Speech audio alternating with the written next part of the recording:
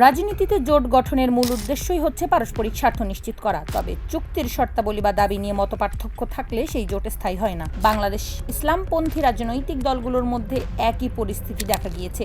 দীর্ঘদিন ধরে এই দলগুলো নির্বাচনে একক প্ল্যাটফর্মে কাজ করার পরিকল্পনা করেছিল, কিন্তু বিভিন্ন কৌশলগত ও মতাদর্শগত কারণে তাদের এই সমঝোতা ব্যর্থ হয়েছে। বর্তমানে ইসলামপন্থী ভোটাররা তিনটি পৃথক দলের অধীনে অবস্থান করছেন। এই বিভাজনের সূচনা হয়েছিল মূলত সংসদীয় আসন বণ্টন নিয়ে দলগুলোর মধ্যে দ্বন্দ্ব থেকে।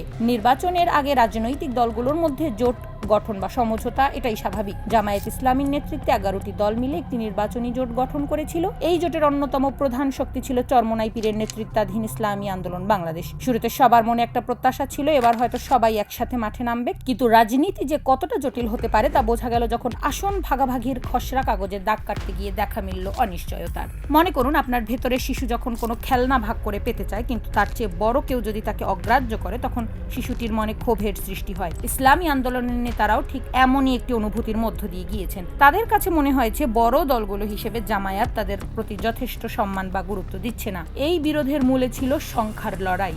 ইসলামী আন্দোলন তাদের দাবি জানিয়েছিল 70 থেকে 80টি আসন। এটি তাদের কাছে একটি যৌক্তিক দাবি মনে হয়েছিল, কিন্তু জামায়াতের পক্ষ থেকে তাদের আসন প্রস্তাব দেওয়া হয়েছিল মাত্র 30 থেকে 35টি। এই প্রস্তাবটি ইসলামী আন্দোলনের নেতাদের কাছে মেনে নেওয়া খুবই কঠিন হয়ে পড়েছিল। মনে হচ্ছিল একটি ক্ষত তৈরি হয়েছে যা থেকে বেরিয়ে আসা সহজ নয়। পরবর্তীতে জামায়াত কিছুটা নমনীয় হয় 40 ও পরে 45টি আসনে ছাড় দিতে রাজি হয়, কিন্তু ততক্ষণে বিশ্বাসের সেই সেতুটি অনেকটাই দুর্বল হয়ে পড়েছিল। ইসলামী আন্দোলনের নেতাদের মনে সন্দেহ জেগেছিল, জামায়াত কি আসলে তাদের সঙ্গে সৎ উদ্দেশ্য নিয়েই কাজ করছে নাকি অন্য কোনো হিসাব আছে।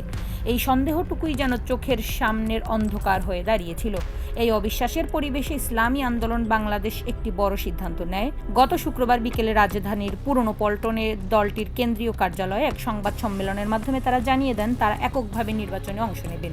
এটি ছিল একটি আবেগপূর্ণ উত্থান পতন। তারা ঘোষণা করেন যে মনোনয়নপত্র জমা দেওয়া 268টি আসনে তারা নিজেদের প্রার্থী নিয়ে লড়বেন, বাকি 32টি আসনে তারা তাদের পছন্দের যে কোনো প্রার্থীকে সমর্থন দেবেন। সংবাদ সম্মেলনে দলটির মুখপাত্র গাজী আতাউর রহমান স্পষ্ট ভাষায় জানান যে জামায়াতের সঙ্গে নির্বাচনী ঐক্যে না থাকার পেছনে মূল কারণ হচ্ছে নীতি ও ইনসাফের প্রশ্নে বৈষম্য। তাদের মনে হয়েছে তারা জামায়াতের কাছ থেকে উপেক্ষিত ও অসম্মানিত হয়েছেন।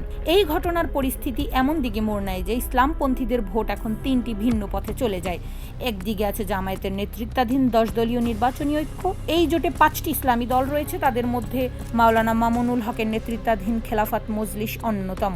সংশ্লিষ্ট মহলের ধারণা, কওমি মাদ্রাসা ভিত্তিক ভোট ব্যাংক মামুনুল হকের ব্যক্তিগত প্রভাব জামায়াতকে একটি বাড়তি শক্তি যোগাতে পারে। অন্যদিকে চরমোনাই পীরের নেতৃত্বাধীন ইসলামী আন্দোলন এককভাবে লড়ার সাহস দেখিয়েছেন।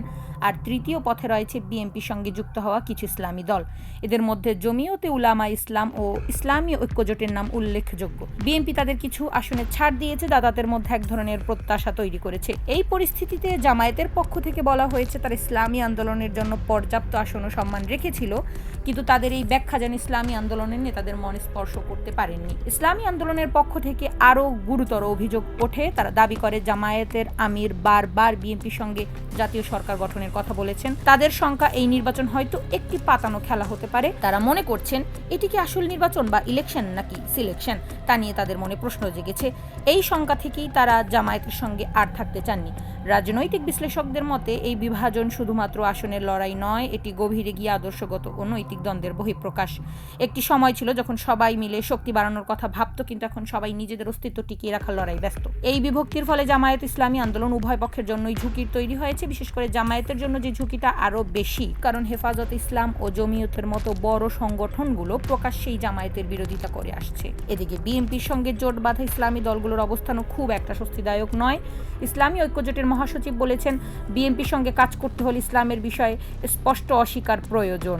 এই প্রতিবন্ধকতাগুলো কাটিয়ে ওঠা তাদের জন্য একটি বড় চ্যালেঞ্জ। এই পুরো পরিস্থিতিকে ইসলামপন্থী রাজনীতিতে একটি নতুন তিক্ততার বীজ বপন করবে বলে তারা অনেকেই মনে করেছেন। একজন ইসলাম বিষয়ক গবেষক একে অপরিণামদর্শিতা বলেও আখ্যা দিয়েছেন। তার মতে এতদিন ধরে তারা জোট করার কথা বললেও মূলত আসন বণ্টনের খসড়া আলোচনাটুকু পর্যন্ত ঠিকঠাক করতে পারেননি। এখন প্রশ্ন হলো এই বিভাজন ভোটের মাঠে কি প্রভাব ফেলবে। ইসলামপন্থী ভোটাররা যখন তিনটি ভিন্ন দিকে ছিটকে পড়েছেন, তখন প্রধান রাজনৈতিক দলগুলোর জন্য এটি একটি সুযোগ হতে পারে, কিন্তু ইসলামী দলগুলোর জন্য এটি নিঃসন্দেহে একটি বড় ধাক্কা। তারা যে ঐক্যের স্বপ্ন দেখেছিলেন তা এখন বাস্তবে রূপ নিতে পারেনি। কল্পনার সাথে বাক পরিবর্তন করে বাস্তবতা এখন তাদের সামনে দাঁড়িয়েছে।